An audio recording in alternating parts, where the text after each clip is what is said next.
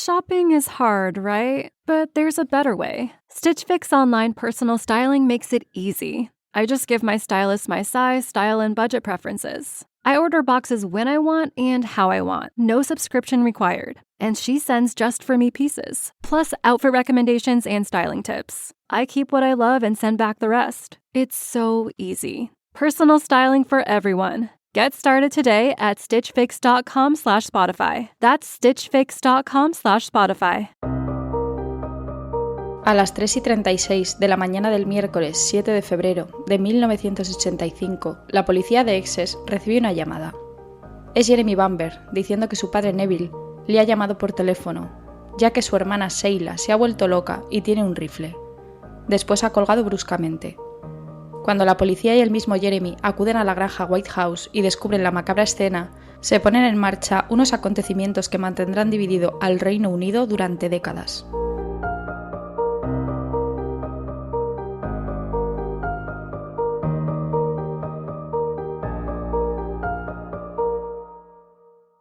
Bienvenidos a Criminología en Serie, mi nombre es Alejandra Lavín y hoy vamos a adentrarnos en el primer caso de la temporada. Este caso es una petición de un conocido mío y oyente, a quien se lo tenemos que agradecer infinito porque es un caso de lo más interesante en el que nos vamos a encontrar criminalística, criminología, nos vamos a encontrar de todo. Y hablando de casos, aprovecho para deciros que siempre estoy pendiente de todas vuestras peticiones, ya lo sabéis, pero en algunas ocasiones me ha pasado en el que iba a ser el episodio de hoy, que he tenido que sustituir por que no puedo conseguir información, es muy ambigua o hay muchas lagunas, por lo que prefiero esperar y seguir investigándolo por si algún día pudiera conseguir más información y poder contarlo en condiciones. Con esto quiero deciros que no es que no tenga en cuenta lo que me pedís, sino que simplemente, pues, en algunos casos no siempre es posible. El caso de hoy impactó a Reino Unido e hizo que toda la atención mediática pusiera el foco sobre él. Y no es para menos, es un caso lleno de misterio, de diferentes teorías y de errores policiales.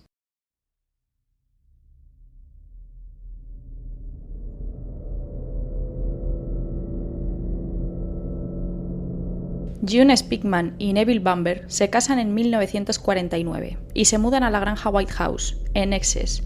Además de la granja, de su propiedad son unos 300 acres de tierras, que son equivalentes a unas 121 hectáreas, y poseen además otras 2 propiedades en el campo y una tienda de caravanas. Tras 6 años de matrimonio, June no puede quedarse embarazada. Están en una época en la que no poder tener hijos es algo vergonzoso y la palabra estéril se utiliza como algo despectivo. Y así es como la ven a ella.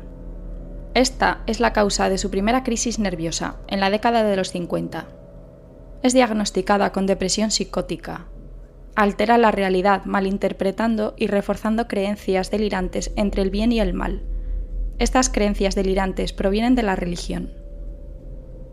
Después de haber estado ingresada por esta crisis nerviosa, al salir del hospital, el matrimonio decide adoptar en 1957. En octubre de este mismo año, en el centro de adopción, ven a una bebé de 3 meses y deciden llevársela a casa. Esta bebé es Sheila. Sin embargo, y al contrario de lo que se podría esperar por su deseo de ser madre, no crea un vínculo y afloran ansiedades por no poder dar a luz de forma natural. A causa de estos sentimientos sufre un colapso nervioso en 1958, es ingresada de nuevo y tratada con electroshock. 4 años después, el matrimonio adopta a Jeremy, de 6 meses, lo que resulta extraño viendo los antecedentes de June y sobre todo la causa del colapso nervioso. Sheila, apodada como Bambi por sus amigos y conocidos, nace el 18 de julio de 1957.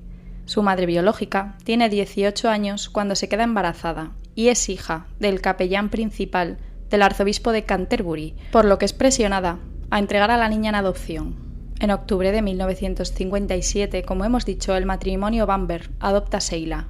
Pero la relación con su madre, como también hemos dicho, no es buena, ni siquiera cuando ella es bebé. Y desde los 15 años o incluso antes, Sheila es sometida a las ideas delirantes de su madre. En una ocasión, cuando ella está dormida, escucha la puerta de su dormitorio abrirse, ve que su madre está en el umbral y de repente y sin venir a cuento le dice: Malvada belleza. La muchacha se asusta mucho. Cuando termina el colegio, se marcha con 17 años a estudiar secretariado en Londres. Allí conoce a Colin, 4 años mayor que ella. Se enamoran enseguida. Sin embargo, June no aprueba la relación que tiene su hija. Se queda embarazada enseguida y su madre insiste en que aborte. Finalmente, Sheila lo hace. Y ese verano, cuando Colin va a visitarla a la granja, salen a dar un paseo y se tumban a tomar el sol desnudos.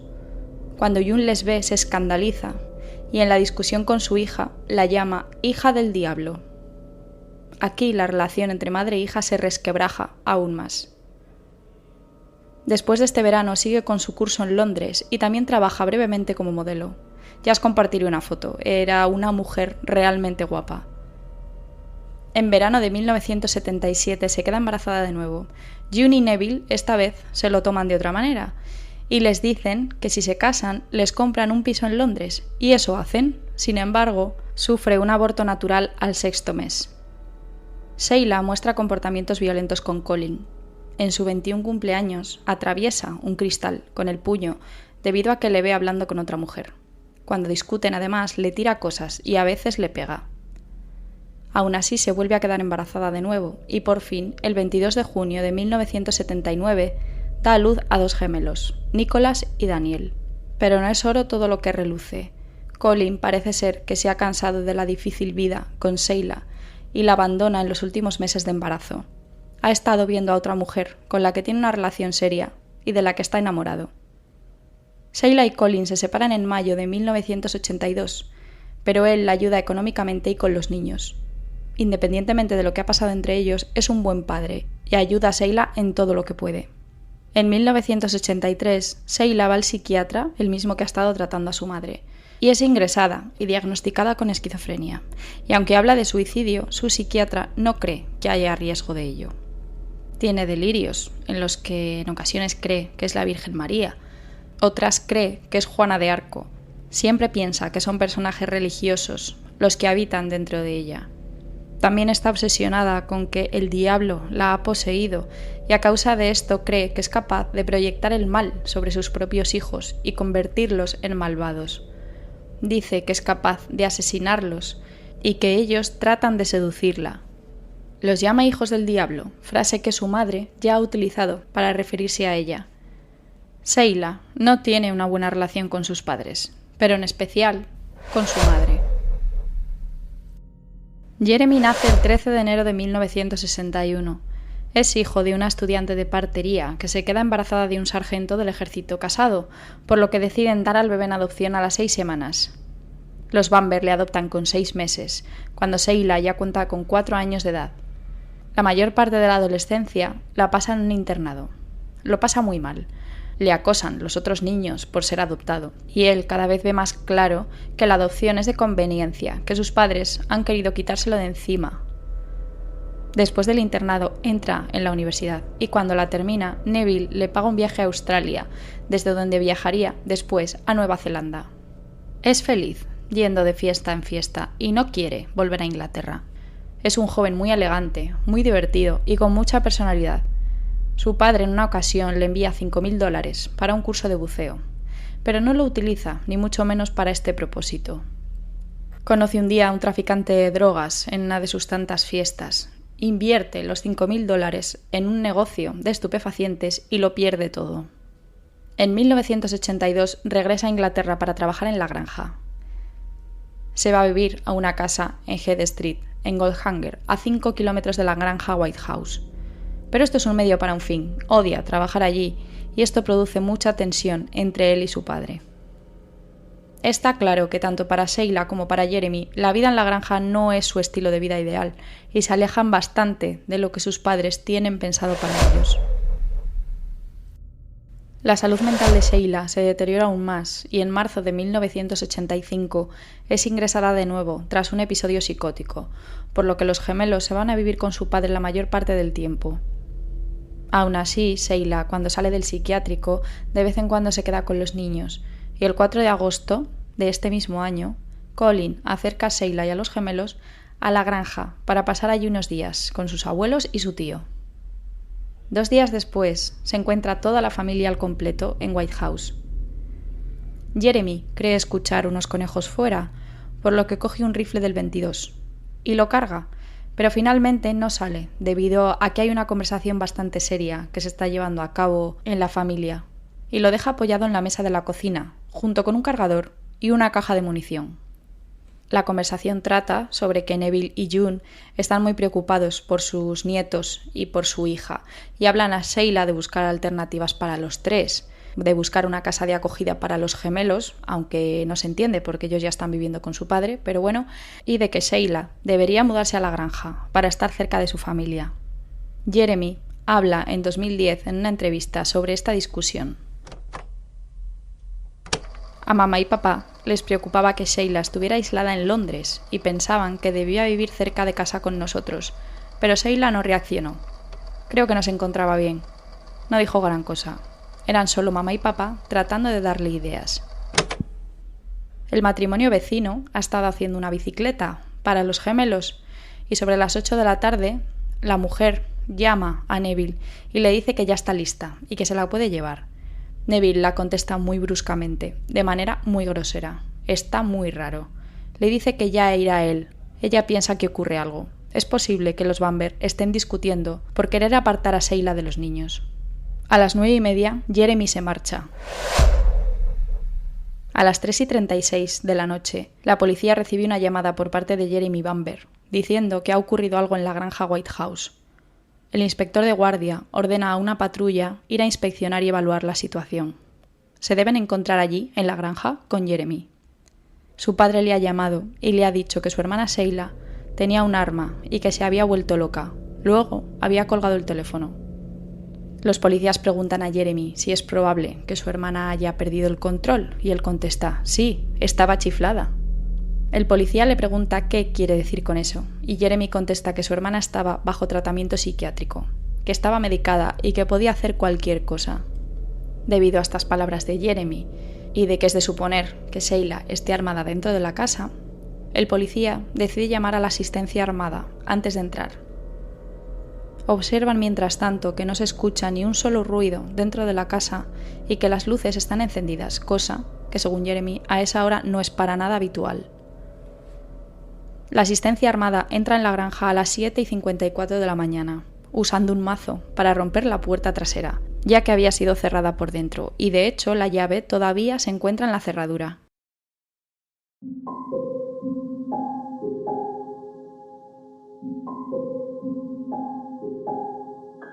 Cuando el equipo armado entra, se encuentran en la cocina al padre, Neville, desplomado sobre una silla junto a la estufa. Le han disparado 8 veces, 4 de ellas en la cabeza. Por la situación de los casquillos, es posible que le hayan disparado 4 veces en el dormitorio y el resto en la cocina. Además, hay un desorden tremendo en la cocina, como si hubiera habido una lucha, y así ha sido, ya que Neville tiene contusiones en la cara, el cuello y el brazo, y tiene 3 marcas circulares, como si fueran 3 quemaduras en la espalda. Todas estas contusiones parecen haber sido causadas por la culata del rifle.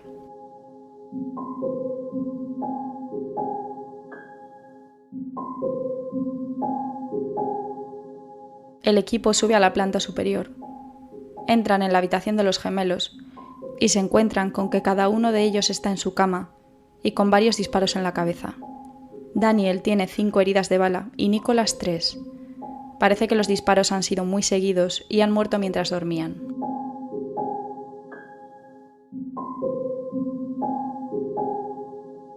En el dormitorio principal está a los pies de la cama en el lado derecho la esposa de Neville, June, con 7 disparos en el cuello, el antebrazo derecho, la rodilla derecha, 2 en el pecho y 2 en la cabeza. El último disparo que sufre entre los ojos es el que ha logrado acabar con su vida. Sheila está tendida de espaldas, sujetando el rifle del 22 a lo largo de su cuerpo, en el lado izquierdo de la cama. Tiene 2 heridas de bala, una en el cuello y la otra en la barbilla, y tiene una Biblia abierta a su lado. La primera bala, la del cuello, tiene una trayectoria ascendente y hacia atrás, en dirección a la columna, vaya. Según el patólogo forense, esta herida no la mata inmediatamente, debido a que dentro del cuello hay una gran cantidad de sangre. Si esta herida se hubiera hecho cuando ella ya estaba muerta, la cantidad de sangre sería bastante menor. Por ello pudo apretar de nuevo el gatillo y dispararse en la barbilla, que es lo que la mata al instante.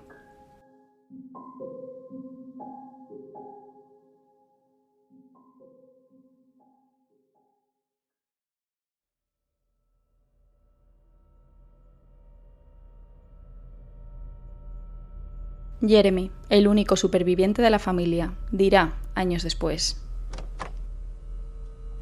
es increíble imaginarla siendo capaz de disparar a sus hijos. No sé, mucha gente lo hace.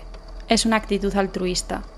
Este es un mundo malvado, es el infierno, y si eso está en tu mente, entonces así será. No la culpo de nada, porque cuando alguien está enfermo, está enfermo. Y me siento culpable por no haber sido un mejor hermano. El Daily Express informa de la siguiente manera, el día después de los asesinatos. Una familia de agricultores, apodada cariñosamente Los Arqueros, fue asesinada ayer en un baño de sangre. Blandiendo un arma tomada de la colección de su padre, la trastornada divorciada Sheila Bamber, de 28 años, disparó por primera vez a sus hijos gemelos de 6 años. Ella mató a tiros a su padre mientras éste intentaba pedir ayuda por teléfono. Luego asesinó a su madre antes de apuntarse a sí misma con el rifle automático. Para todo Reino Unido, incluida la policía de Essex, este caso está cerrado. ¿O no? 3 días después de los asesinatos, cuando ya permiten al resto de la familia volver a entrar a la granja, David y Anne, los sobrinos de June y Neville, van al armario de armas de su tío, que básicamente es un hueco que hay debajo de las escaleras. Ahí encuentran un silenciador, bastante pegajoso. En el extremo del silenciador hay una mancha de sangre y un pelo pegado. 1000 preguntas pasan entonces por la cabeza de David. ¿Por qué el silenciador no está en el arma? Si Sheila se ha suicidado, ¿cómo ha podido quitar el silenciador, levantarse y dejarlo en el armario? Lo meten en una bolsa de plástico y David llama a la policía. Sin embargo, la policía no quiere escuchar. Por su parte, el caso está cerrado y tardan 3 días en recoger el silenciador. Además, Anne, desde la mañana siguiente de los asesinatos, no está conforme con que Sheila sea la homicida de toda su familia. Escucha una conversación que Jeremy tiene con uno de los policías. Le oye decir que se lleva muy bien con sus padres. No para de hablar de la relación tan maravillosa que tiene con ellos, como si intentase convencer a alguien continuamente. Anne sabe que todo lo que dice Jeremy no es cierto. La relación de Jeremy con sus padres no era una relación de amor, era una relación muy, pero que muy complicada. 9 días después del crimen se lleva a cabo el velatorio. En la iglesia y a vista de todo el mundo, a Jeremy se le ve devastado, llorando y en todo momento agarrado de su novia Julie. Pero, y aquí está lo extraño, cuando llegan al crematorio, Bamber sale del coche y está visiblemente más animado, sonriendo y hablando. Y solo han pasado 30 minutos de una situación a otra. Entonces el cuñado de David le dice: Jeremy lo hizo, ¿verdad? Y desde ese momento la familia que queda no tiene ninguna duda. Poco después del funeral empiezan a desaparecer cosas de la granja. Jeremy las está vendiendo. Vende los coches de sus padres, los objetos de plata de dentro de la casa. Incluso vende fotografías de su hermana desnuda. Y en cuanto a esto, dirá años después: es cierto que no estaba actuando de forma completamente racional en lo que se refiere a manejar la pérdida de mi familia.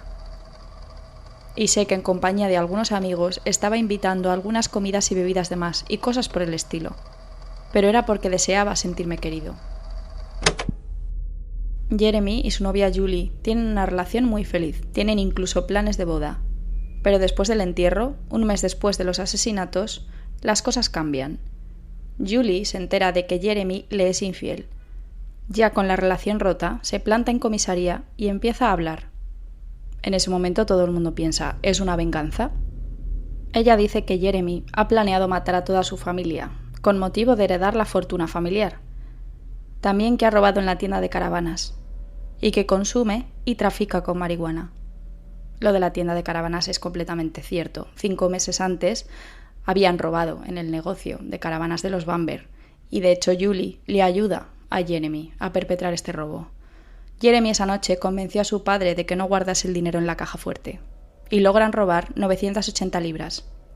Los Bamber de hecho se enteran de que su propio hijo ha robado en el negocio, pero son muy celosos de su intimidad y de los asuntos familiares y no denuncian porque no quieren que se corra la voz y que se entere la gente. Julie, además de darles detalles sobre el robo de la tienda de caravanas, también revela el plan de Jeremy para matar a toda su familia. En un principio quería sedarlos y quemar la casa. De hecho, le decía a ella que pida los sedantes a su médico, como si les necesitara para dormir en época de exámenes, y ella lo hace. Sin embargo, Jeremy cambia de opinión y dice que si quema la casa, se quemarían todas las cosas que tenía intención de vender. Julie incluso también deja caer en la declaración que Brett, un amigo de Jeremy que ha conocido en Australia, también estaba implicado. Julie en este momento se convierte en testigo de cargo, y un día después, el 8 de septiembre, Brett y Jeremy son detenidos. La policía interroga a Brett para ver si Jeremy le ha contado algo o por posible complicidad. Finalmente comprueban su coartada y pasaporte y ven que estaba en Grecia en el momento de los crímenes. Es puesto en libertad sin cargos. La policía, para Jeremy, pide 3 días más de prisión preventiva por el robo en la tienda de caravanas, pero más que nada es para ganar tiempo. Aún así, la solicitud de libertad sin fianza es concedida y Jeremy sale a la calle. Nada más salir, Jeremy le dice a su amigo Brett que se marchen de vacaciones. Él le dice que acaba de volver de Grecia, a lo que Jeremy contesta: «No te preocupes, invito yo», y se marchan a Saint-Tropez una temporada. Por su parte, en la ausencia de Jeremy, la policía comienza a investigar de nuevo todas las pruebas que había, incluido, por supuesto, el silenciador. Pero ¿qué pruebas puede haber en contra de él? Volvamos al día de los asesinatos. Recordemos que Sheila tiene 2 heridas, una en el cuello y otra en la barbilla, y que según los forenses era posible que se hubiera disparado 2 veces a sí misma. Poco probable, pero bueno, vamos a dejarlo en posible. Pero la cosa no solo se queda aquí. Las pruebas, que no es que estén en contra de Jeremy, sino que no apuntan a Sheila como homicida y suicida, son todavía más. Primero, el rifle ha sido disparado 25 veces, lo que significa que ha tenido que cargarse por lo menos 2. Los proyectiles están cubiertos de cera de abeja para que se deslicen mejor por el cargador. Sin embargo, no se encuentra cera de abeja ni ningún otro tipo de lubricante en las manos de Sheila. Segundo, es muy difícil introducir los proyectiles en el cargador y sus uñas estaban largas y muy bien cuidadas. Si hubiera cargado el arma o incluso hubiera apretado el gatillo, sus uñas tendrían marcas. Tercero, las manos las tenía perfectamente limpias y había una mínima concentración de plomo que se puede encontrar perfectamente por hacer las tareas del hogar. Cuarto, sus pies estaban limpios y cuando la encontraron estaba descalza. Es improbable que se descalzara y guardara los zapatos antes de dispararse a sí misma. Quinto, el camisón no tenía restos de pólvora, por no hablar de dónde llevó los cargadores si iba en camisón disparando por la casa. Sexto, el cañón del arma no tenía sangre en su interior, cosa que sí hubiese pasado por la proximidad del disparo. Sin embargo, en el silenciador sí que la había. Séptimo, el rifle junto con el silenciador es muy largo, como para apuntarse a uno mismo. Los brazos de Sheila no hubieran dado para ello. Octavo, los disparos en la cabeza demuestran que se necesita mucha calma y frialdad para efectuar unos disparos tan juntos y ordenados. Una persona desequilibrada que ha perdido el control no podría hacerlo. Además, Anne, su prima, declara que Sheila no sabía ni coger un arma. Noveno, la Biblia solo tenía las huellas dactilares de June y otras sin identificar, por lo que si Sheila sacó la Biblia para ponerla a su lado, ¿cómo es posible que no hubiera huellas suyas? Décimo, el teléfono desde el que se supone que llama Neville Bamber no tiene rastros de sangre, y cuando llamó ya debería estar herido porque lo hizo desde el teléfono de la cocina, una vez que supuestamente ya le habían disparado 4 veces. Décimo primero, el psiquiatra de Sheila declaró que su relación difícil se limitaba a su madre y que no tenía sentido que hubiera ido en contra de su padre y de sus hijos. Su exmarido dice que nunca había sido violenta con los niños y que si así hubiera sido, nunca les hubiera dejado solos con ella. Varias personas, incluidas su tía y su prima, dijeron que Sheila, independientemente de su estado mental, era una persona muy afable. ¿Y qué hay directamente en contra de Jeremy? Primero, el móvil principal del crimen es el único heredero en caso de la muerte de toda su familia. Segundo, un traje de neopreno que tenía desapareció sin dejar rastro, por lo que se supone que si ha cometido el crimen lo ha llevado para no mancharse de sangre. Y tercero, su actitud en todo momento.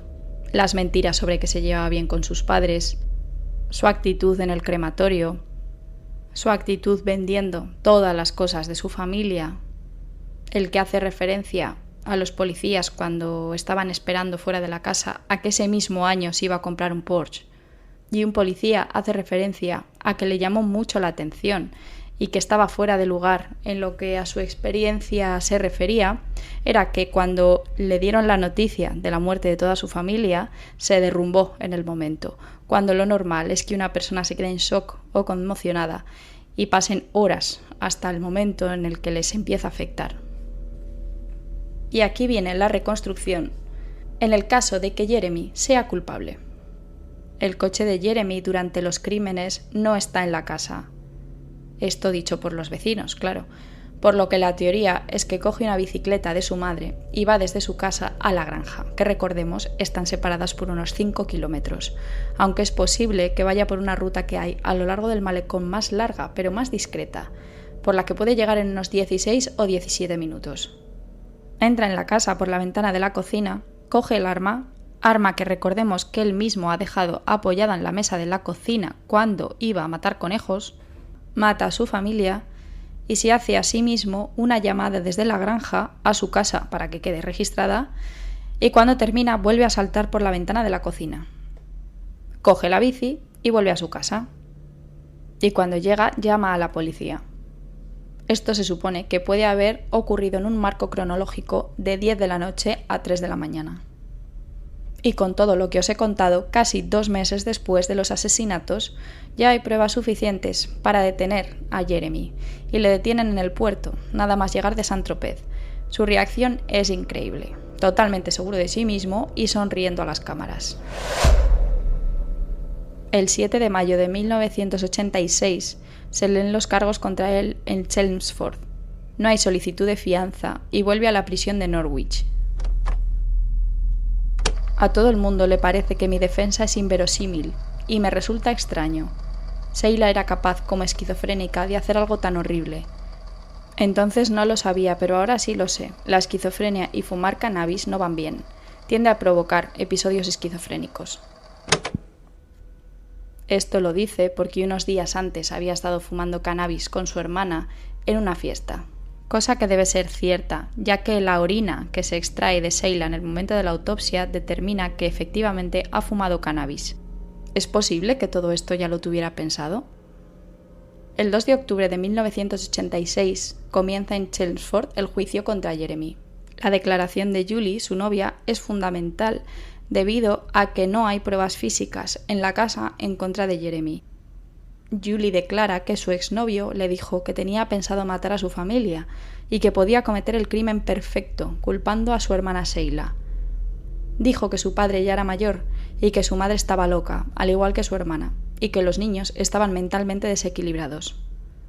Mató a varias ratas en la granja para ver si era capaz de matar a su familia. No merecía en absoluto lo que me hizo.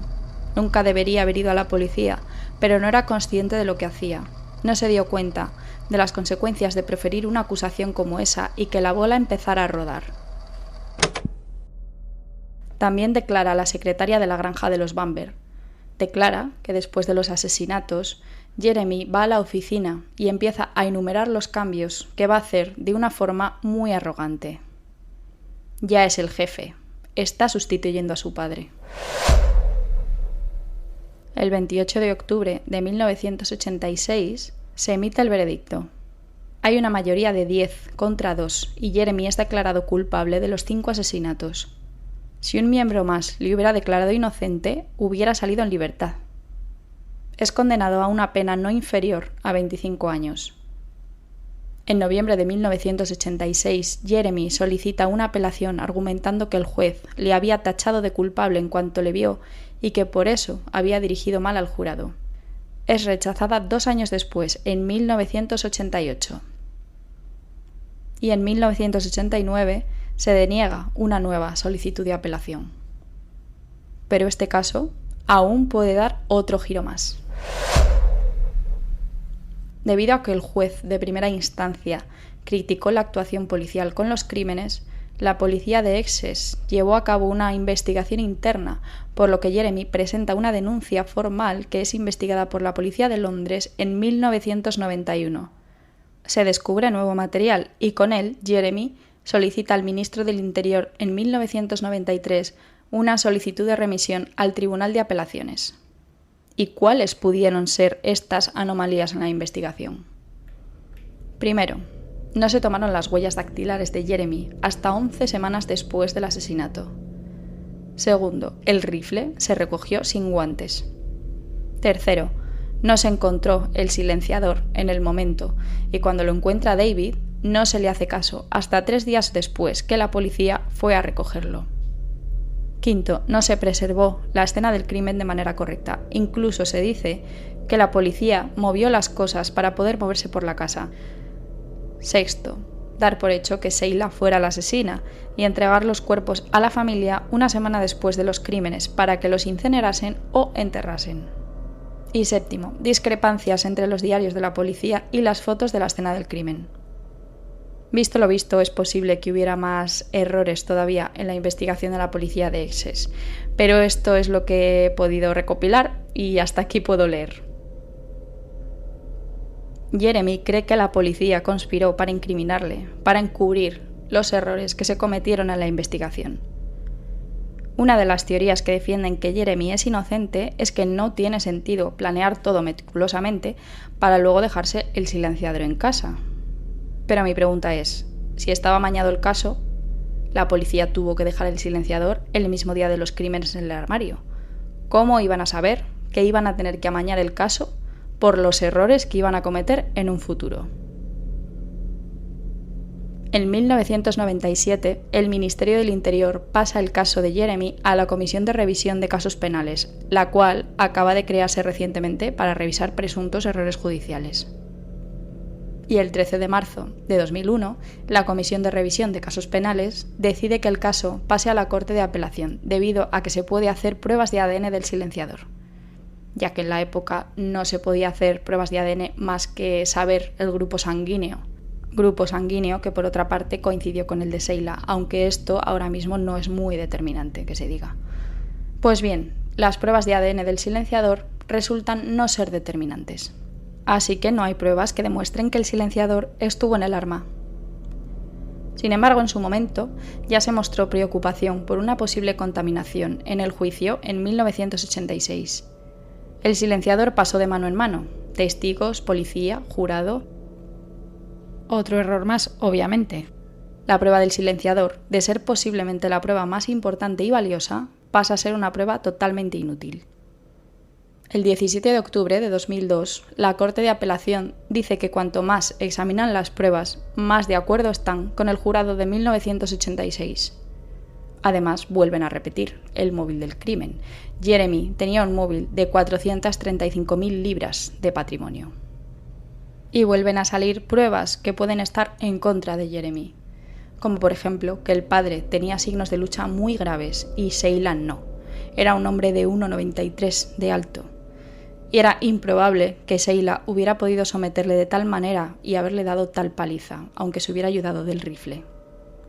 Por otra parte, la policía en su día dijo que la llamada a las 3:36 no se pudo producir debido a que en ese momento Neville ya estaba herido de gravedad y que, como se ha mencionado antes, si estuviera herido de gravedad y si hubiera cogido el teléfono para llamar a Jeremy, el teléfono tendría sangre.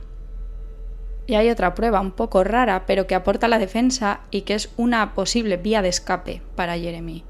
Digo rara porque es un poco lioso, a mí me ha costado entenderlo, así que a ver si os lo puedo transmitir bien. Hay unos registros de llamadas en papel que dicen que Neville llamó a la policía a las 3:26, es decir, 10 minutos antes de que Jeremy llamase a la policía. Pues bien, el policía con número de placa 1990 fue el que recibió la llamada de Jeremy y está transcrita y registrada a las 3:26. el documento que dice que Neville llama a la policía a las 3:26 es un documento en el que el policía en 1990 transmite de tercera palabra la llamada de Jeremy a otro compañero y lo registra en el informe a las 3:36. Es decir, en primer lugar, el policía registra la llamada de Jeremy a las 3:26 y 10 minutos después transcribe una conversación con un compañero en otro informe. Esto básicamente quiere decir que hubo un error en el registro de la hora, en los informes. Entonces no había internet y no sabíamos la hora exacta solo con mirar la pantalla del ordenador o el móvil. Por lo que no es cierto que haya un informe en el que Neville haya llamado a la policía a las 3:26. Con todo esto, finalmente, el 1 de noviembre determinan que las pruebas de 1985 son concluyentes. Creen que he matado a 3 adultos y 2 niños pequeños. Pero no es así. Es una opinión completamente sesgada. Nunca he sido violento, jamás. No tengo eso en mí. No soy alguien que se enoje y pierda los estribos, o que ataque a nadie. Nunca lo he hecho. No soy un asesino. No soy un asesino y puedo demostrar que no lo soy. Después de múltiples apelaciones y 2 revisiones, en marzo de 2021, Jeremy envía nuevas pruebas a la Comisión de Revisión de Casos Penales, y su caso se revisa por tercera vez. A día de hoy, sigue en prisión. En cuanto al análisis de hoy, me tengo que remitir a un estudio denominado Homicidas múltiples en un solo acto, realizado por Vicente Garrido, entre otros profesionales. Os dejo la referencia en la descripción del episodio. Sea como fuere Jeremy, inocente o culpable, hoy vamos a hablar del asesinato múltiple familiar, el cual se define como asesinato de una familia por parte de un miembro de esta. Hay que diferenciar del asesinato de pareja, no tiene nada que ver, sino que se amplía a otros miembros de la familia. Este tipo de asesino hay que diferenciarle del asesino en masa, el cual recordemos que se define de la siguiente manera: aquel sujeto que mata a 4 o más personas en un único lugar o en varios, pero muy cercanos entre sí, a través de una única acción y sin un periodo de reflexión emocional entre crímenes. Es decir, el asesino múltiple familiar y el asesino en masa tienen rasgos y motivaciones diferentes. Hay 4 tipos de asesino múltiple de familia. Primero, suicida. Segundo, sin suicidio. Tercero, los que han sido sometidos a abusos durante años. Y cuarto, como medio para conseguir un fin. Aquí es donde se encontraría Jeremy. Por otra parte, si Sheila hubiera sido la asesina de su familia, se hubieran marcado en asesina múltiple de familia suicida. Además de su grave trastorno mental, claro, que pudo llevarla al crimen, aunque como ya se dijo a lo largo de la investigación del caso, no era una persona violenta, por muy enferma que estuviese. Dentro del grupo de asesinos múltiples, los asesinatos en el ámbito familiar representan el 41% del total. ¿Y qué es lo que puede llevar a una persona a este tipo de crimen? Yo en este caso, y hablando de Jeremy, me inclino por un modelo explicativo psicológico, en el cual se puede incluir factores como la vulnerabilidad al estrés, la psicopatología y la disonancia cognitiva. En cuanto al estrés, no parece que se diera en Jeremy, no hay un episodio de estrés agudo para que pudiera reaccionar así de repente con su familia. Por otra parte, en cuanto a la psicopatología, estos sujetos pueden tener personalidades depresivas, obsesivas, narcisistas, paranoides o esquizoides. Yo en este caso me inclinaría más por la personalidad narcisista de Jeremy, aunque la verdad que tampoco me encaja del todo. En cambio, la disonancia cognitiva me puede encajar un poco más como explicación. Esta disonancia cognitiva se puede definir como la disconformidad o inquietud que una persona siente cuando sus comportamientos o convicciones discrepan con sus acciones. Como resultado, el individuo podría esforzarse por ajustar su conducta con el fin de eludir esa sensación desagradable y disminuir la tensión. Estaba claro que Jeremy no estaba nada conforme con su familia. No quería trabajar en la granja, no quería tener nada que ver con ese estilo de vida rural que su padre había pensado para él. Así que esto perfectamente pudo llegar a ser el detonante.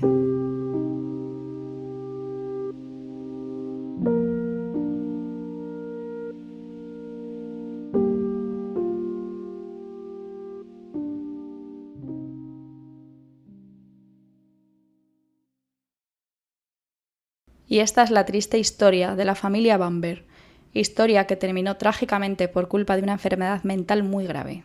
¿O no? ¿O el móvil fue solo el dinero y Jeremy Bamber es culpable? ¿Qué opináis vosotros? Mil gracias por escuchar este primer caso de la temporada.